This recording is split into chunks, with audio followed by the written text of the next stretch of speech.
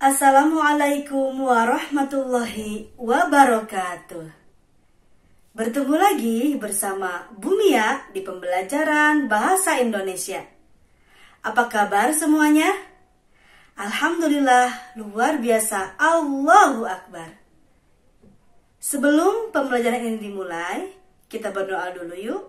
Berdoa dimulai.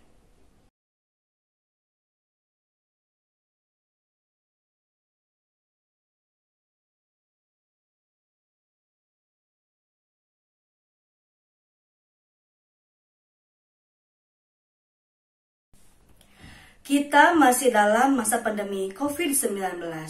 Ibu ingatkan ya, kalian harus tetap di rumah, jaga jarak jika ada kerumunan, memakai masker jika keluar rumah, dan jangan lupa sering cuci tangan dengan sabun. Di pembelajaran kali ini, kita akan membahas tentang unsur kebahasaan dalam surat pribadi dan surat dinas. Apakah ada yang tahu unsur kebahasaan dalam surat pribadi dan surat dinas? Kalau belum, kita bahas sama-sama yuk. Mari kita simak penjelasannya. Menulis surat pribadi adalah menulis surat atau tulisan berisi cerita atau informasi yang bersifat personal yang kemudian akan dikirimkan kepada seseorang yang dikenal oleh si penulis. Surat pribadi biasanya ditujukan untuk orang-orang terdekat seperti kakak, adik, orang tua, kekasih, teman, dan lainnya. Struktur surat pribadi. Yang pertama ada tempat dan tanggal pembuatan surat, alamat surat atau nama tujuan, salam pembuka, paragraf isi, paragraf penutup, salam penutup, nama pengirim, dan tanda tangan. Ada beberapa hal yang perlu diperhatikan dalam menulis surat pribadi agar sesuatu yang disampaikan dalam surat dapat diterima oleh orang lain.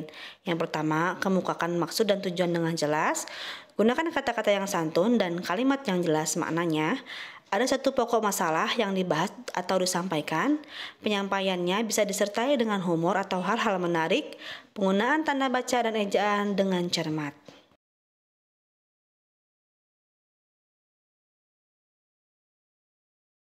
Kaidah kebahasaan yang harus diperhatikan saat menulis surat pribadi yang pertama adalah perhatikan penulisan huruf besar dan huruf kecil serta penulisan kata, perhatikan pemakaian kata dan istilah yang tepat, kalimat harus lengkap dan jelas, susunan isi atau komposisi harus teratur.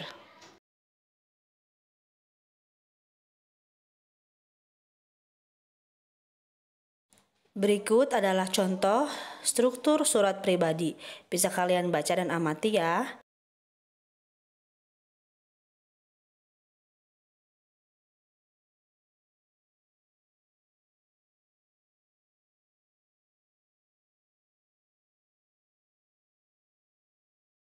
Struktur surat dinas. Berikut adalah bagian-bagian atau unsur surat dinas, diantaranya yaitu kop surat atau kepala surat.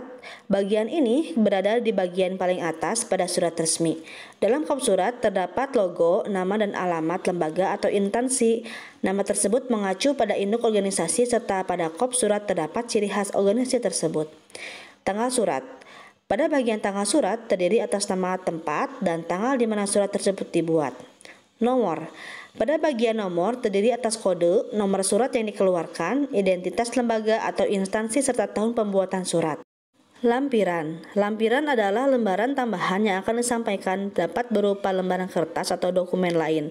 Apabila tidak ada, biasanya diisi tanda strip.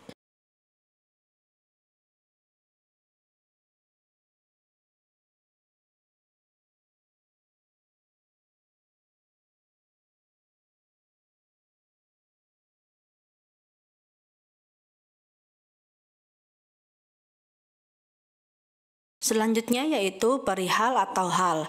Bagian ini berisi tentang isi pokok surat dinas, seperti ditujukan untuk siapa dan untuk apa surat itu tersebut. Alamat. Ada dua macam penulisan alamat pada surat dinas, ada yang untuk perorangan dan ada yang untuk lembaga atau instansi lain. Jika surat rahasia, kata kepada tidak perlu dipakai karena telah ditulis di amplop. Jika surat dinas terbuka, maka menggunakan kepada lalu langsung menggunakan nama instansi atau lembaganya. Tapi jika ditujukan untuk banyak orang, harus menggunakan kata bapak, ibu, atau yang lainnya. Dan kata yang terhormat digunakan apabila ditujukan kepada orang atau suatu jabatan.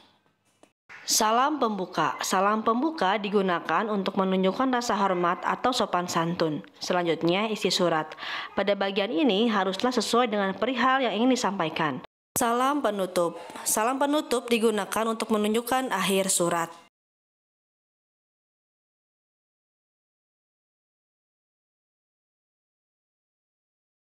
Selanjutnya, nama. Pada bagian ini berisi tentang nama lengkap pengirim surat.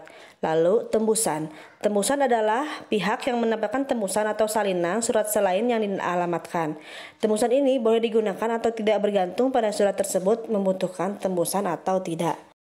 Inisial. Biasanya inisial ditempatkan pada bagian kiri bawah tembusan surat jika ada.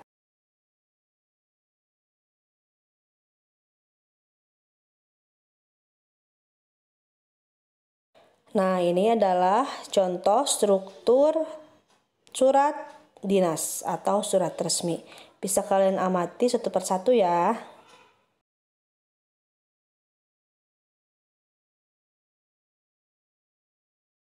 Nah, sekarang evaluasinya kalian mengisi pada bagian-bagian yang sudah ditunjukkan oleh nomor pada surat dinas yang ada di layar. Kalian tulis bagian manakah pada nomor tersebut. Selamat berlatih. Alhamdulillah, pembelajaran hari ini sudah selesai. Kita ucapkan hamdalah bersama-sama yuk. Alhamdulillahirabbil alamin. Sekian dari Ibu. Mohon maaf jika banyak salah. Wallahu a'lam bishawab. Wassalamualaikum warahmatullahi wabarakatuh.